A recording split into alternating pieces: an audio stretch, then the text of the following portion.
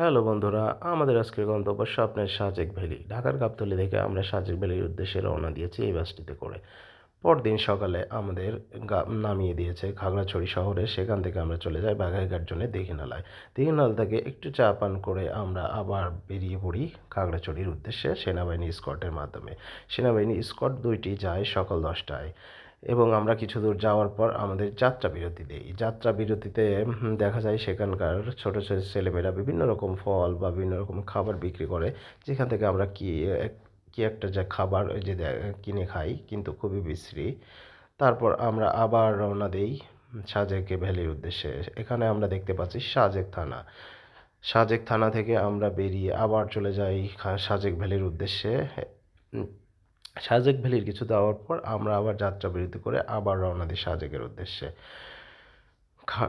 সোজা খাড়া উঁচু বিভিন্ন রকম পথ বেরিয়ে আমরা চলে আসি আমাদের সেই স্বপ্নের সাজেক ভ্যালিতে। স্বপ্নের সাজেক ভ্যালিতে আসার পর দেখা যায় দুই পাশের মনোরম দোকান, মনোরম দৃশ্য এবং হোটেল পেদাং টি টং এবং আরও অনেক দোকান। এখানে সাজেক চিলেকোঠা রেস্টুরেন্ট দেখতে পাবেন। তারপর আমরা চলে যাব আমাদের যে রিসোর্টটি আমরা বুক করেছি, মেঘপল্লী রিসোর্ট, সেই রিসোর্টের উদ্দেশ্যে। যাত্রাপথে আপনারা দেখতে পাচ্ছেন এখানে সুন্দর একটি গির্জা মতো বানানো হয়েছে, যেটা খুবই সুন্দর। এখন আমরা চলে এসেছি আমাদের রিসোর্টটিতে।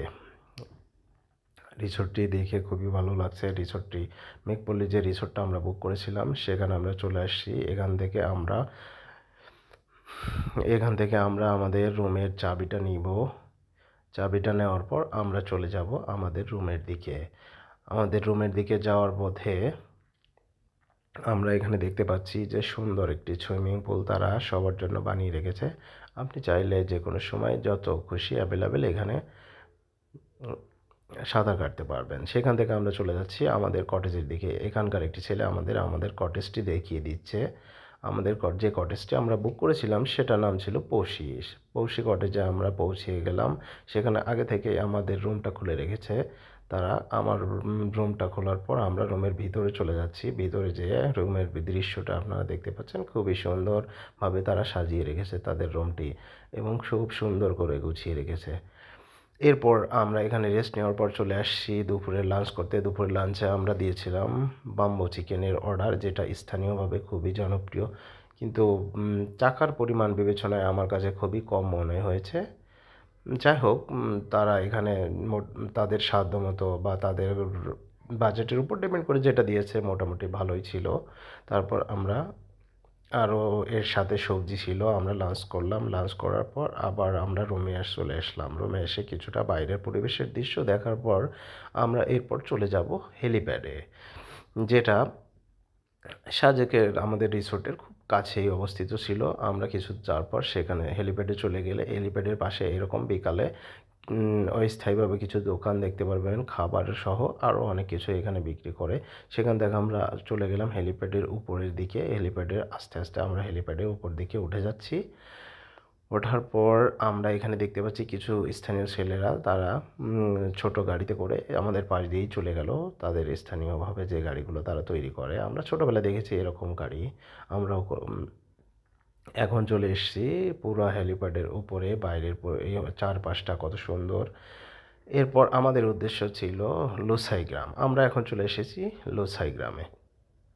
লোসাই গ্রামে আসার পর আমরা এখানে প্রথমে যে জিনিসটা দেখতে পাই সেটা হচ্ছে দোকানদার ছাড়া দোকান। এখানে কোনো দোকানদার নাই। এখানে সব কিছুর দাম দেওয়া আছে। আপনি চাইলে টাকা দিয়ে যে কোনো জিনিস আপনার ইচ্ছা মতো এখান থেকে নিয়ে নিতে পারবেন। এখানে আবার দেখতে পাচ্ছি তাদের স্থানীয় একটা কি আছে, গুঁড়া করার জন্য কি একটা রেখেছে। আমার ওয়াইফ কিছুটা সময় সেখানে কাজ করলো, আর আমার ওয়াইফকে দেখতে পাচ্ছেন এখানকার স্থানীয় লোসাই ড্রেস পরে ঘুরে বেড়াচ্ছে।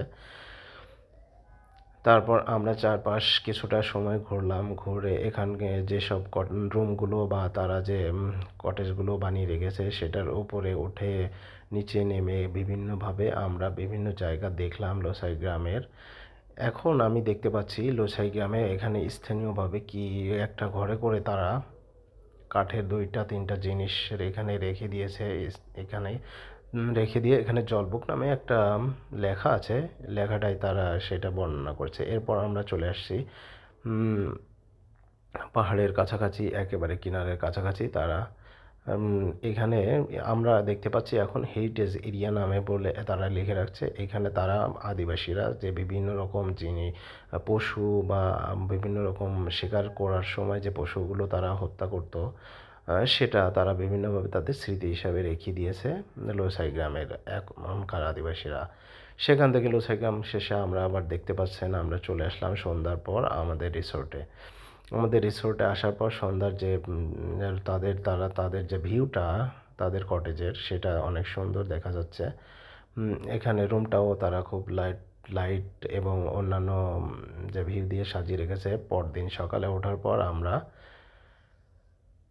মেঘ মেঘযুক্ত সাজেকের যে ভিউটা, যে সৌন্দর্যটা, সেটা আমরা দেখতে পাচ্ছি সকালের ভিউটায়। সকালের ভিউটা আসলেই আপনাকে আকৃষ্ট করবে। যদি আপনি একবার আসেন, বারবার আপনাকে আকৃষ্ট করবে সকালের এই ভিউটা। সকালে আসার পর আপনার কাছে মনে হবে যে মেঘের রাজ্যে চলে এসেছি। মেঘের রাজ্যে চলে আসার পর এখানে আমরা সকালবেলায় নাস্তা করলাম। আপনারা দেখতে পাচ্ছেন আমাদের যে রিসোর্টটা আমরা বুক করছিলাম, এই রিসোর্টের সাথে সকালে নাস্তাটা ফ্রি ছিল, সেটা দিয়েছে তারা। নাস্তাটা সারার পর আমরা আবার কিছু সময় আমরা মেঘের সাথে সময় কাটালাম, মেঘ দেখলাম, মেঘ কীভাবে চলে এসেছে। তারপর আমরা চলে আসলাম কংলাক পাহাড়ে। কংলাক পাহাড়ে ওঠার সময় আমরা মাঝে মাঝে বিরতি দিচ্ছিলাম এবং মাঝে মাঝে এখানকার সৌন্দর্য উপভোগ করছিলাম। আপনারা দেখতে পাচ্ছেন কত সুন্দরভাবে, কত সুন্দর, কত উঁচু নিচু পাহাড়ের উপর দিয়ে আস্তে আস্তে আমরা উঠে যাচ্ছি এবং ভিউ মাঝে মাঝে আমরা যে পাহাড়ের মাঝে মেঘ এসে ধরা দিয়েছে সেটা দেখতে দেখতে আমরা কংলাক পাহাড়ের উপরে উঠে গেলাম। আস্তে আস্তে এভাবে ওঠার পর আমরা চূড়ায় পৌঁছে যাচ্ছি। এরকম উঁচু নিচু পথ পেরিয়ে এখানে আবার আমরা দেখতে পাচ্ছি এখানে কিছু দোকানও আছে, তারা দোকানের মতো করেছে। তারপর আমরা একেবারে কংলাক পাহাড়ের চূড়ায় পৌঁছে গেলাম। কংলাক পাহাড়ের চূড়ায় পৌঁছানোর পর এখানকার সৌন্দর্য দেখে আবির্ভূত হওয়া ছাড়া আর কিছুই নাই। পাহাড়ের সৌন্দর্য যে মানুষকে কেন আকৃষ্ট করে তা পাহাড়ে না আসলে বোঝা যায় না। আর আপনি যদি বাংলাদেশে সেটা বুঝতে চান, আপনাকে সাজেক ভ্যালিতে আসতে হবে। সাজেক ভ্যালির এই সৌন্দর্য যে একবার আসবে বারবার আসতে চাইবে। চারিদিকে মেঘের রাজ্য, চারিদিকে মেঘ আর মেঘ। কংলাক পাহাড়ের উপরেও আমরা দেখলাম সুন্দর করে তারা কিছু চায়ের দোকান বানিয়ে রেখেছে। আমরা সেখানে চাও খেলাম এবং অপরূপ সৌন্দর্য এই পাহাড়ের উপভোগ করতে করতে কখন যে সময় পেরিয়ে আবার আমাদের বেরিয়ে পড়ে আবার নিচে নামে আসার সময় হয়ে গেছে বুঝতেই পারিনি। এখানে কিছু ছেলে আমাদের দেখলাম, আমাদের যে সিএনজিটা ভাড়া করা ছিল সেটা ঠেলাঠেলি করার চেষ্টা করতেছিল। সেখান থেকে আমরা কংলাক পাহাড় থেকে ফেরার পথে আমরা কিছুটা যাত্রা বিরতি করে আবার আমরা সকালে চলে আসলাম হেলিপ্যাডে আসলাম এই কারণে যে সকালে হেলিপ্যাডটা কেমন সেটা দেখার জন্য। সকালে হেলিপ্যাডটা মনে হয় যে মেঘ এসে হেলিপ্যাডে চারপাশে ভর করেছে। চারপাশে যেদিকেই তাকানো হয় শুধুমাত্র আপনি দেখতে পাবেন মেঘ আর মেঘ। সেখান থেকে আমরা চলে গেলাম ইস্টন গার্ডেন নামক একটা জায়গা আছে। ইস্টন গার্ডেন, এখানে সুন্দর একটি দোলনা আছে। আমরা কিছু সময় সেই দোলনায় দোল খেলাম এবং চারপাশের সৌন্দর্য উপভোগ করতে থাকলাম। এরপর আমরা চলে যাব খাগড়াছড়ির। ফেরত আসার পর আমরা খাগড়াছড়িতে চলে আসার পর আমরা খাগড়াছড়ি এখানে জেলা পরিষদের ঝুলন্ত ব্রিজ নামে একটা জায়গা স্থান আছে, সেখানে আমরা চলে আসছি। ঝুলন্ত ব্রিজে আমরা হাঁটাহাঁটি করছিলাম।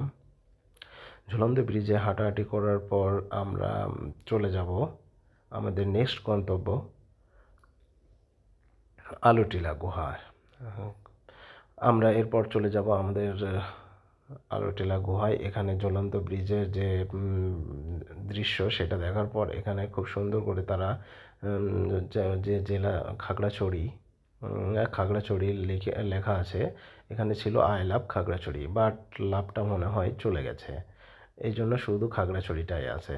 এখান থেকে আমরা চলে যাব আলুটিলায় এবার আলুটিলা গুহাতে আমরা প্রবেশ করতেছি।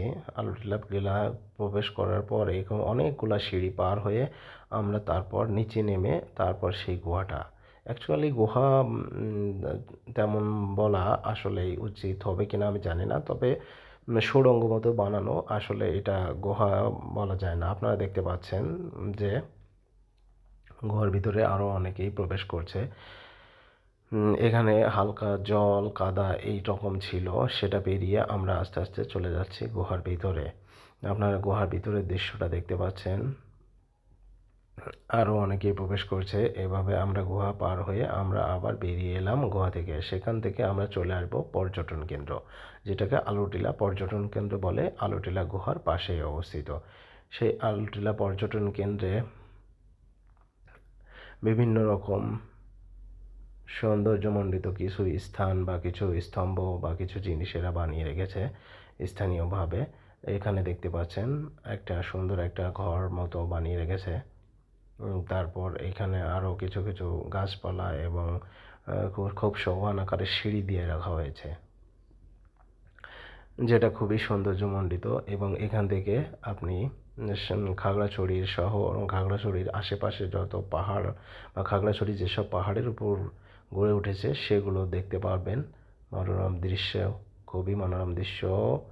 এখন আমরা আলুটিলা পর্যটন কেন্দ্র থেকে রওনা দিয়েছি আমাদের গন্তব্য, শেষ গন্তব্য, সেটা হচ্ছে রিসাং ঝর্ণা। রিসাং ঝর্ণায় এসে আমরা প্রায় 270টার মতো সিঁড়ি পেয়ে নেমে সেখান থেকে আমরা রিসাং ঝর্ণায় পৌঁছে গেছি। রিসাং ঝর্ণা আপনারা ওই দূর থেকে দেখতে পাচ্ছেন যে পানি খুবই কম, যার কারণে ঝর্ণার সেই আসল সৌন্দর্য আমরা উপভোগ করতে পারি নাই। এখানে রিসাং ঝর্ণার কাছাকাছি আসার পর এখন যেহেতু ঝর্ণায় পানি নাই, সেহেতু আমরা কাউকেই খুব বেশি দেখতে পাচ্ছি না। অন্য সময় যখন বর্ষাকাল বা বর্ষা মৌসুমে যখন ঝর্ণায় প্রচুর পানি থাকে তখন অনেকেই আসে এখানে। এখন খুব অল্প পরিমাণ পানি ছিল, যেটা যেটা আসলে মোটামুটি দেখার মতো, না দেখলে ভালো লাগবে না। যেহেতু এত দূর থেকে যাবেন, সবাই চেষ্টা করবেন রিসাং ঝর্ণায় দেখে। আর এটা ছিল আমাদের শেষ গন্তব্য। এখান থেকে আমরা আবার ব্যাক করব ঢাকার উদ্দেশ্যে। তো বন্ধুরা, এই ছিল আমাদের সাজেক ট্যুরের আদ্যোপান্ত।